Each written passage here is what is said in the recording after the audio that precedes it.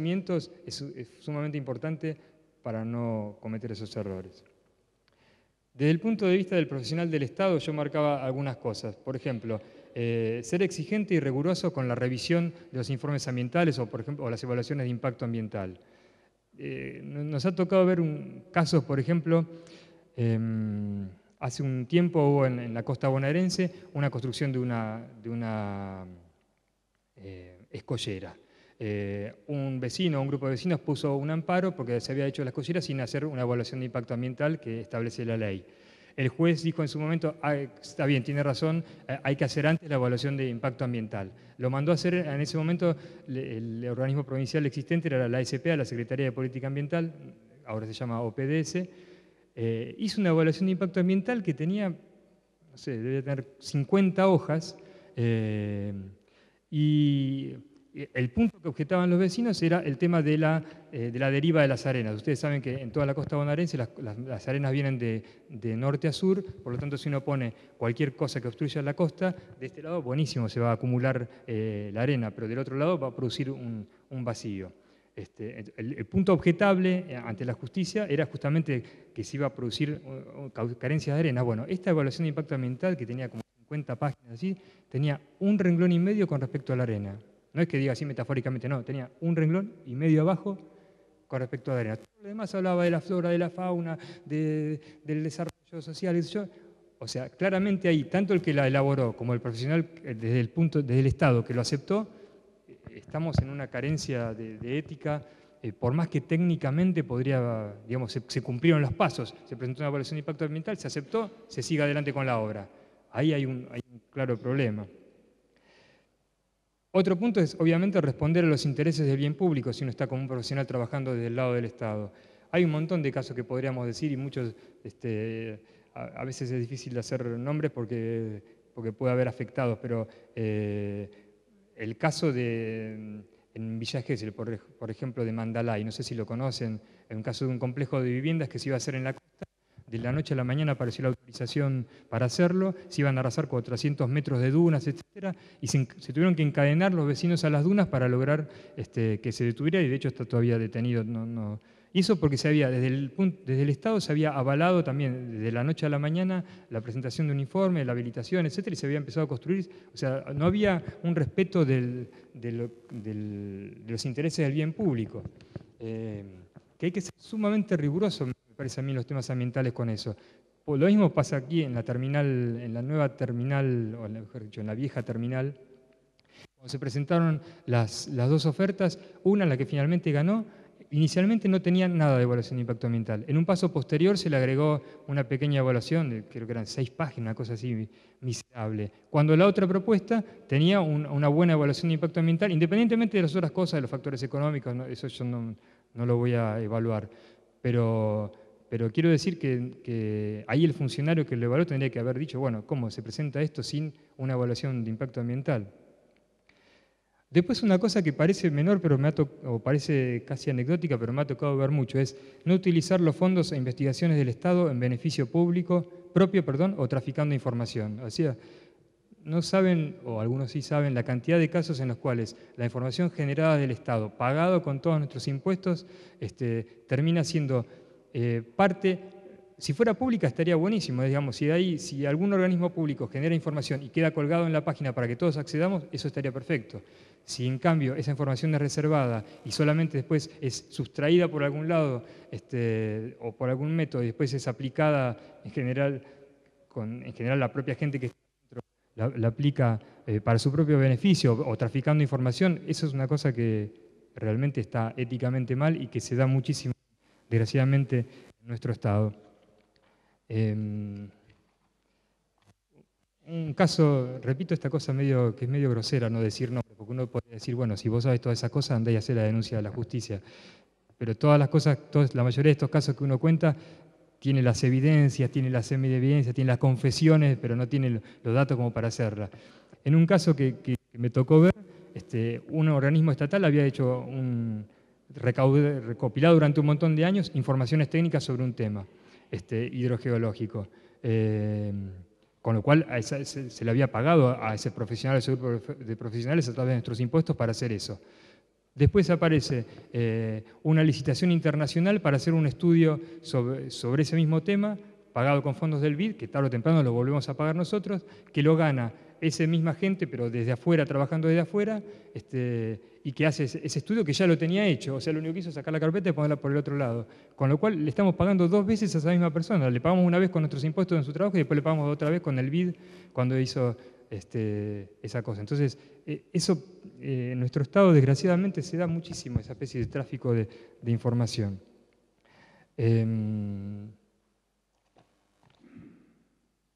Bueno, lo que pasa que yo, después, si quieren, les puedo dar algunos detalles, pero no tengo la... Por ejemplo, nunca es tan claro. Siempre hay un testaferro que firma la otra cosa, no está la misma persona de los dos lados. No es muy fácil. Yo en un momento, muchas veces me pasó de tratar de decir, bueno, esto hay que buscar, pero es muy... Mirá, sí,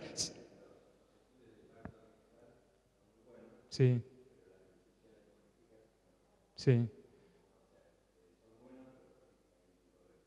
Sí, sí. Sí, eso pasa un montón. Lo que pasa es que eso también es un error que muchas veces, eh, a mí me toca, el lugar donde yo trabajo en la Facultad de Arquitectura tiene un teléfono directo, que es uno de los pocos lugares que tiene teléfono directo. Entonces, muchas veces llaman de radios ante problemas ambientales.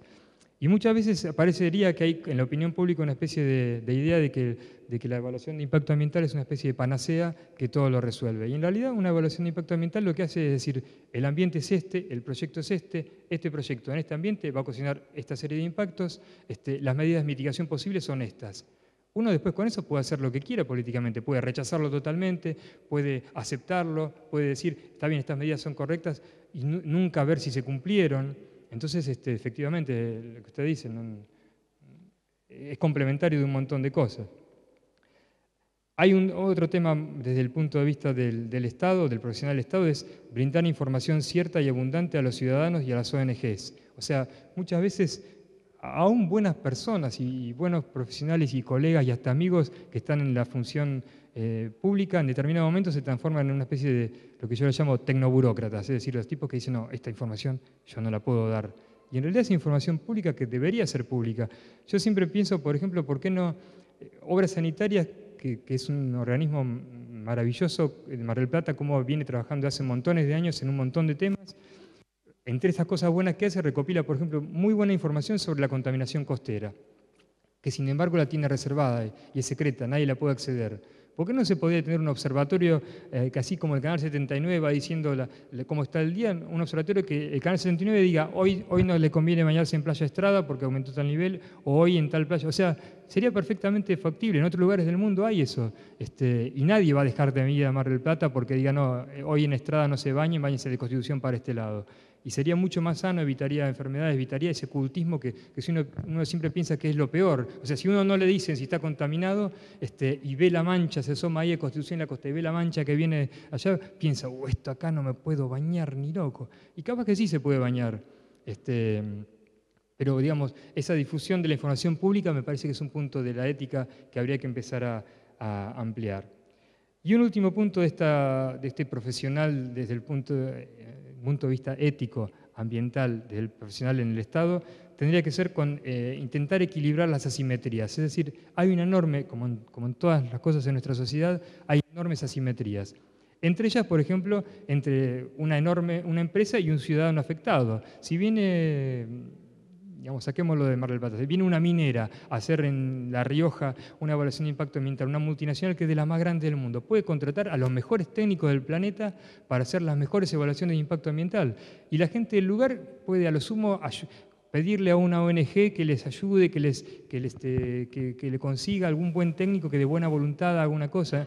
Entonces, esa búsqueda de equilibrio entre las asimetrías de poder, desde los profesionales que están en la función estatal, me parece que sería una función interesante, éticamente necesaria. Incluso en algunos estados de Estados Unidos, las leyes de evaluación de impacto ambiental obligan a hacer 2 evaluaciones. Una, la que presenta el propio implicado, y otra, esa empresa tiene obligación de pagarle a una organización del lugar, una ONG, o sea, darle plata y decirle, bueno, con esta plata usted se consiga sus técnicos para que hagan una evaluación, con lo cual después se pueden contrastar ambas visiones del problema.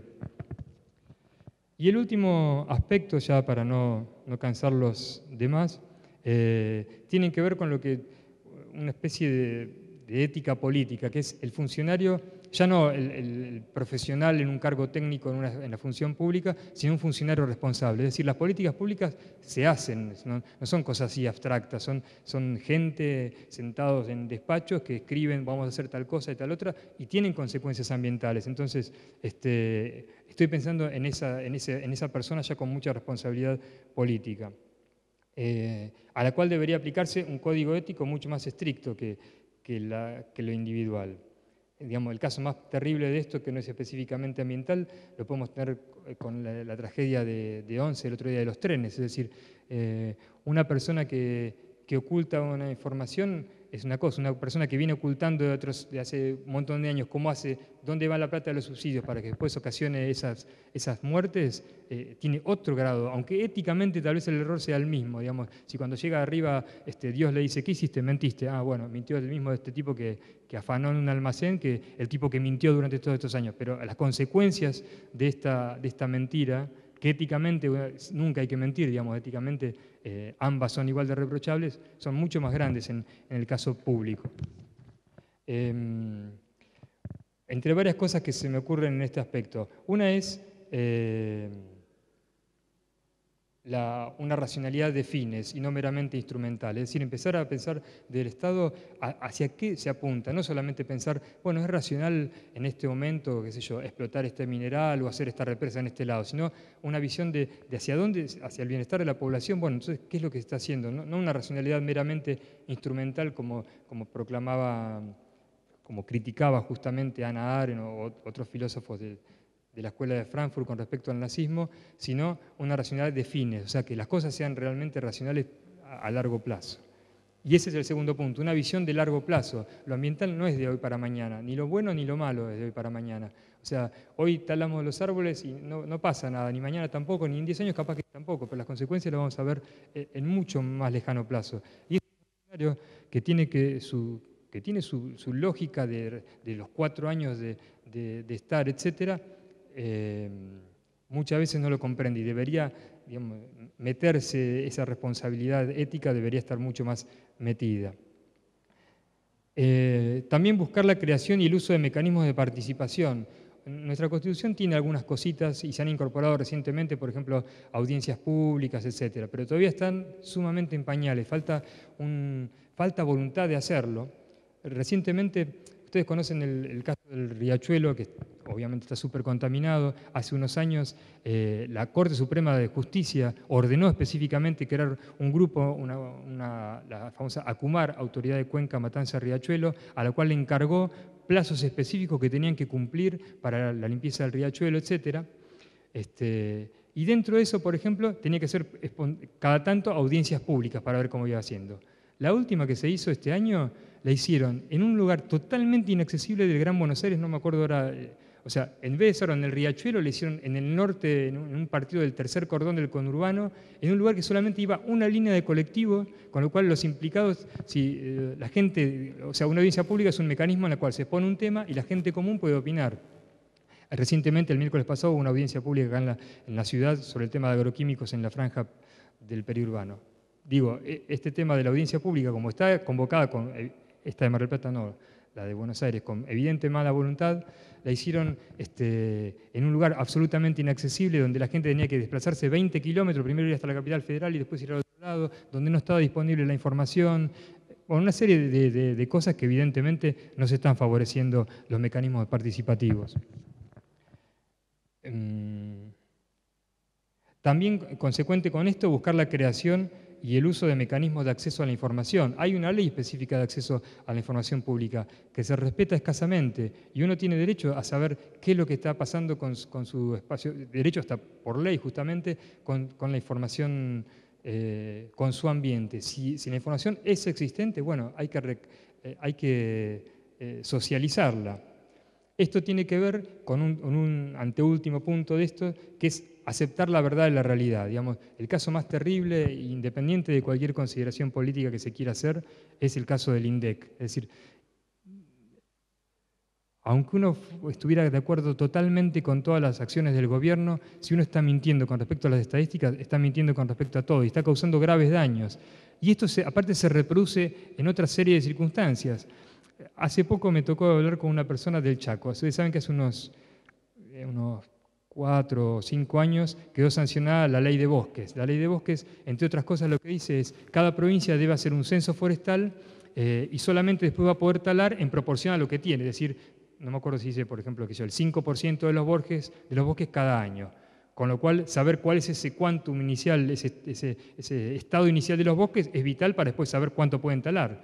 Entonces, conocí a una persona que había sido funcionaria, justamente un técnico del área forestal del Chaco, que la habían echado simplemente porque había dicho que la cantidad de hectáreas eran, no me acuerdo, 100.000.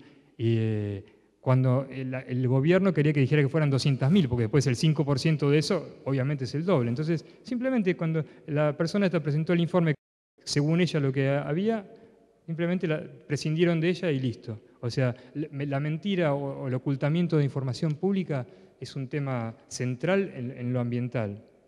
O sea, y aceptar la verdad de la realidad. O sea, solamente a partir de la verdad vamos a poder progresar en ese aspecto. Una anteúltima, ya queda, tengan un poquito de paciencia, ya terminamos. Esto no es que sea mucho, lo que pasa es que como cada vez veo menos, me hice con letra 14 porque si no, no iba a ver nada. Otra es implementar nuevas herramientas ampliatorias del análisis de la realidad. Es decir, ustedes saben, insisto con ese tema, tal vez sea porque es una de las pocas herramientas que existen en el país y porque también es una de las que he trabajado.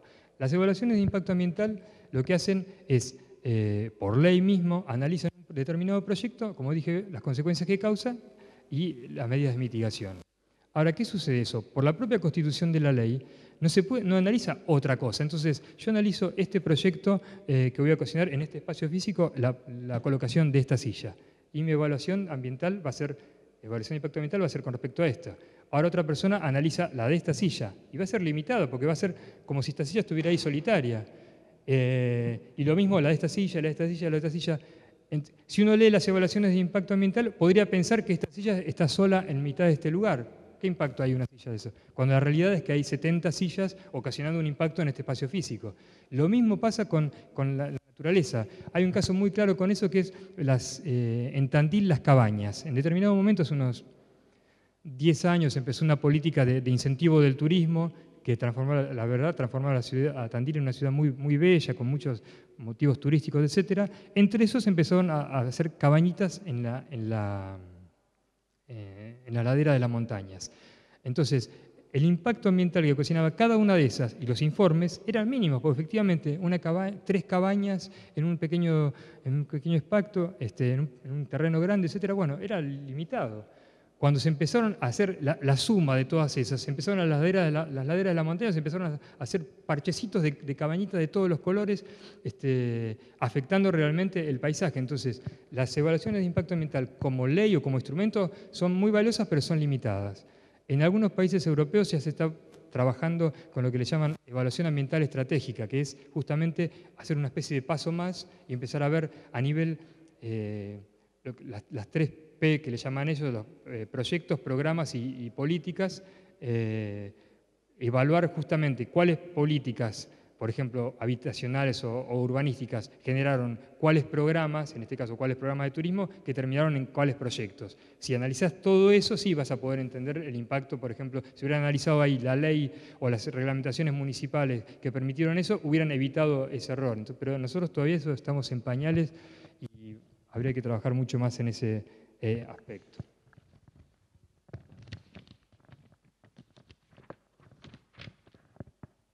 Y ahora sí ya estamos en la última hoja con letra 14. Y una cosa que parece menor, nosotros acá digamos, los malplatenses, que nos creemos, así como los porteños se creen europeos, los malplatenses muchas veces medio nos creemos porteños, o sea, creemos que estamos en la gran ciudad, y nos resulta muy lejano, por ejemplo, el tema de los pueblos originarios, ¿no?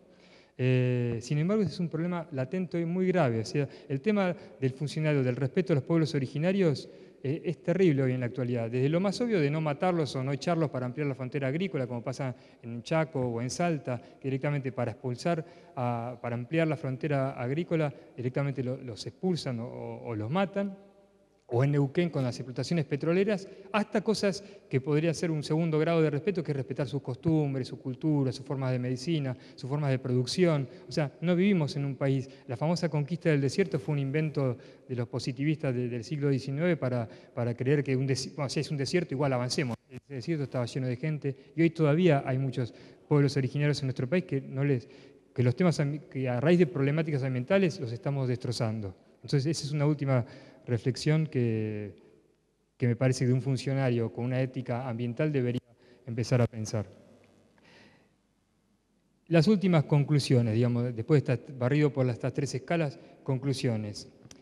Yo comencé planteando que la postura ética tradicional era necesaria pero no suficiente. A mí me parece que a las características tradicionales de esta ética habría que agregarle una especie de algunas características que todavía están en construcción, digamos, ni yo ni nadie, me parece, las tiene absolutamente claras, pero que tienen que ver con las responsabilidades colectivas, o sea, no con la responsabilidad individual, la responsabilidad de lo que estamos haciendo como grupo, como sector, organización social, digamos, ¿qué hace el Colegio de Arquitectos o de Ingenieros con respecto a estos temas? Y ahí se enriquece muchísimo más y hay que trabajarlo muchísimo más. Y en ese aspecto es muy valioso esto que han organizado ellos y le agradezco además de mi invitación. En sí, que hayan organizado esto es un avance fenomenal y tiene que ver con respecto a esto de lo que digo, digamos, es un avance en este aspecto, de una responsabilidad colectiva, que asumamos, decir, bueno, hay un problema, asumámoslo colectivamente, ¿no? Porque así como la suma de responsabilidades de pequeñas acciones malas o a lo sumo acotadas ocasionan un gran mal, a mí me parece que la suma de pequeñas cosas buenas también ocasiona un gran bien. Es decir, en un caso tan tonto, tan trivial como puede decir, bueno, usemos todas las técnicas que tienen allá los muchachos del poliestireno expandido y vamos a reducir el consumo energético de la ciudad enormemente. Si cada uno de nuestras obras individuales hacemos eso, o sea, la suma de esta pequeña acción colectiva va a generar un bien común mucho mayor. Y esto genera para mí, digamos, así como la mirada pesimista podría ser, bueno, pequeñas acciones malas ocasionan un gran mal. Yo creo que la suma de conocimientos nuevos y de buenas acciones individuales técnicamente fundamentadas ocasionan a la larga un cambio necesario, que es un paradigma de sociedad que vamos a tener que llegar tarde o temprano, porque digamos, es insostenible la sociedad actual. Y esto ocasiona un último punto que no voy a hablar aquí, pero que me parece que sería digno de empezar a pensar, es si no hay que buscar nuevos mecanismos de lo que algunos autores le llaman democracia ambiental, es decir, cómo empezar a discutir los problemas ambientales con otras formas de democracia que amplíen la participación de los propios implicados. Bueno, eso era más o menos lo que quería comentarles, no sé si alguno quiere acotar alguna cosa más. Julia.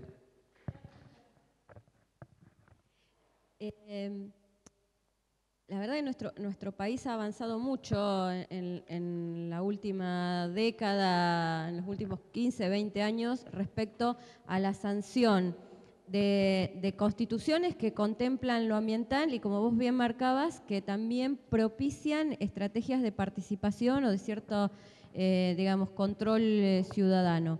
Y se han sancionado desde leyes generales del ambiente, pasando por leyes particulares para cada sector, la ley de bosques que vos mencionabas, la ley de glaciares, digamos, hay leyes particulares tanto a nivel nacional como provincial.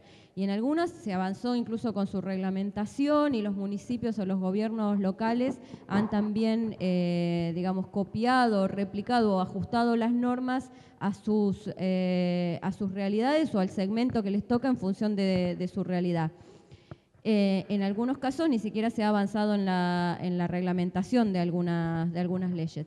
Pero evidentemente lo que está mucho más atrasado, más allá de la normativa y de la legislación, es la estructura del poder judicial, del quien ejerce el poder de la justicia en los temas ambientales. Y vemos que, por ejemplo, no hay fueros especializados como lo hay en otros aspectos de la justicia, ¿no es cierto? Y ligado a la problemática o a la temática específica de este panel, que era la ética y la responsabilidad, en un país donde nosotros estamos, o en una cultura donde estamos acostumbrados, ¿no es cierto?, que también en coincidencia tiene que haber un tribunal, alguien que juzgue, ¿no es cierto?, pareciera que ahí hay todo un tema, un tema a desarrollar, que obviamente tiene que ser, como vos decías, en forma colectiva, en forma conjunta, ¿no es cierto?, pero tu opinión, tu reflexión sobre el tema del avance con respecto a los fueros ambientales. Sí, evidentemente es una carencia esa, pero aún yo no conozco mucho de la justicia, pero aún con lo que existente se podrían hacer más cosas, me parece, si hubiera más actitud, tal vez de parte de algunos jueces digamos, en general los amparos sí son otorgados rápidamente, pero la acción que viene posterior no suele ser tan consecuente con eso. Se confía en lo que pasa en la justicia, digamos. Lo que pasó con Río Tercero, digamos, se voló todo un pueblo para ocultar una cosa y sin embargo no hay ni un preso. Eso pasa con la justicia en muchos casos, no en todos los casos, por suerte, pero en muchos casos. Entonces eso va desanimando. Y muchas veces los propios implicados en problemas ambientales lo tienden a judicializar para decir, bueno, esto total, esto para que salga finalmente va a tardar tantos años con todas las medidas de apelación que ya no va a haber problema. O ya va a estar supedido, o ya la licitación se me terminó. O sea, sí, ese es un punto que hay que avanzar. Un caso muy breve, en un tema costero, una persona había hecho una licitación había hecho una cosa que estaba mal y nunca le habían pedido a las administraciones una evaluación de impacto ambiental. En determinado momento cambia una administración provincial o municipal y se la piden. Entonces nos llaman a nosotros un grupo para que le hagamos una evaluación de impacto ambiental.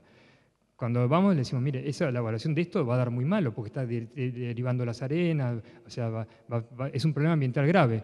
Y dice, bueno, entonces busquen otro técnico que diga otra cosa. Buscamos otro geólogo para ver si había otra visión distinta. Le dijo exactamente lo mismo, mire, esto no hay otra o sea, el impacto es muy grave, hay que desarmarlo. Ahí terminó nuestra relación porque no nos llamó más y después vimos que lo que había pasado es que esa persona lo que había hecho era judicializar. En vez de llamar a un equipo de profesionales ambientales para que digan la cosa, lo metió en el tema de la justicia y después lo tuvo como 2 años más usufructuando de esa circunstancia, porque total la justicia es tan lenta que no pasó nada. Es decir, habría que apurar ese tema, pero yo creo que va habiendo un cambio. Hay cada vez más abogados responsables de ese tema y jueces y todo. Si no, también es fácil patearle la pelota, sí, los arquitectos y los ingenieros y los geólogos somos los buenos y los abogados son un desastre, pero hay un cambio, es lento, pero hay un cambio. No sé si alguna...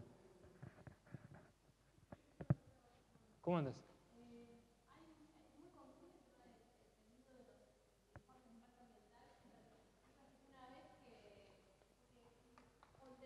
Sí.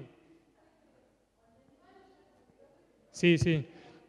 La ley dice muy claro que tiene, obviamente, una evaluación de impacto ambiental sirve solamente, pregunta para la grabación, pregunta si es muy común que la evaluación de impacto ambiental se pida a posteriori del hecho. La ley establece claramente que tiene que ser antes del hecho. Lo que pasa es que hay 2 circunstancias. Una, en la provincia de Buenos Aires, en el país tampoco, no hay una ley de evaluación de impacto ambiental. Hay muchas leyes sectoriales que abarcan. Por ejemplo, la provincia de Buenos Aires, la única que está absolutamente reglamentada es la industria, la 11.459. La 11.723 habla generalidades del ambiente, dice toda aquella construcción o proyecto que pueda afectar la salud o la naturaleza deberá tener una evaluación de impacto ambiental, pero después no está reglamentada. Al no estar reglamentada, depende de cada autoridad comunal si le pide o no una evaluación de impacto ambiental. Entonces, muchas veces se ha dado ese caso digamos, la autoridad hace la vista gorda, no le pide nada. Cuando se arma el problema por ONG, por Facebook, qué sé yo, que dicen, uy, miren, están construyendo esto, se la pide tarde.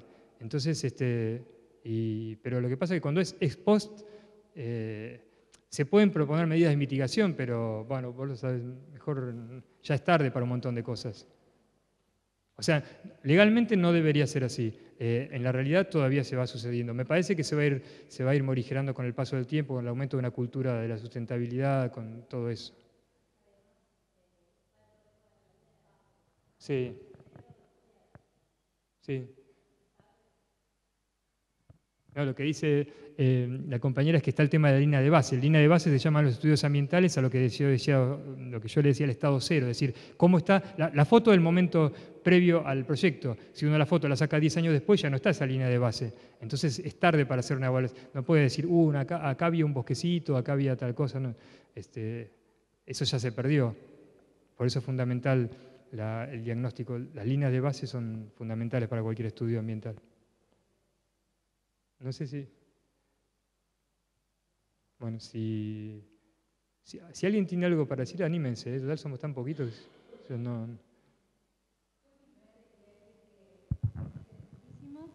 Me pareció muy interesante tu explicación y ponernos en este tema. Sí, recién estaba hablando. Lo que lamento tan poca concurrencia, creí que me había equivocado de horario. Digo, era un tema importante, me parece la ética aplicada a todo, para mí en mi vida es importantísima y la responsabilidad también. En este tema será nuevo, pero me parece que como sociedad estamos fallando. No pongamos los problemas en los demás, sino en cada uno. Me parece que el estar acá es porque nos interesa, pero tendría que haber más gente y sobre todo en un colegio profesional, facultad de arquitectura, ingeniería, somos muy pocos, ¿no? Hoy. Lamento, porque muy bueno lo tuyo. Lo que pasa es que después de tantos días feos, un día lindo... Pero Mar del Plata solamente miramos al sol. Yo no hubiera venido a mi charla. Me parece que tenemos que culturizarnos un poquito más. Sí. No podemos vivir mirando al sol. Es una ciudad que vivimos mirando al turismo y tenemos que tener entidad propia, ¿no? Bueno, esa miopía de vivir mirando al turismo también tiene consecuencias. Porque muchas veces... Y miramos a Buenos Aires, como vos decís, y nunca nos miramos a nosotros en nuestros errores. No, pero aún la propia cultura... Yo soy malplatense como de cuarta generación. Mi abuelo estaba acá antes de que se fundara Mar del Plata, está en uno de los libros de Barilla, aparece ahí con una boina de Vasco, así en la espiga de oro, qué sé yo, no me acuerdo. O sea, más o menos vengo transitando la historia de la ciudad. Y durante mucho tiempo estuvo esta mentalidad, que tampoco para autoflagelarse, ¿no? Pero para decir, bueno, 3 meses del verano zafamos el año. Y yo en un tiempo, hace el 2004, trabajé en el plan estratégico de Mar del Plata y en un momento hicimos una reunión con la gente de los balnearios, por ejemplo. No sé si hay alguien de qué balnearios, ¿no? Puedo decir cualquier barra. No, porque fue interesante porque trajimos gente de afuera, del exterior, de una entidad acreditadora de balnearios que se llama Bandera Azul, o Blue Flag, que lo que hace es acreditar la calidad ambiental de los balnearios. Hicimos un esfuerzo de traer a esa persona que venían desde Suecia, qué sé yo, para que, no vino de Suecia exclusivamente para esto, pero para que le contara a la gente de los balnearios cómo se puede acreditar la calidad ambiental de los balnearios, qué sé yo. Y los tipos fueron a la reunión, había gente de muchos de los balnearios, etc. Y uno de ellos, además bien lo dijo, no lo dijo como despreciativamente, dijo, mira, la verdad yo sí acredito que sale un montón de plata acreditar un balneario con normas tipo ISO 14000, así.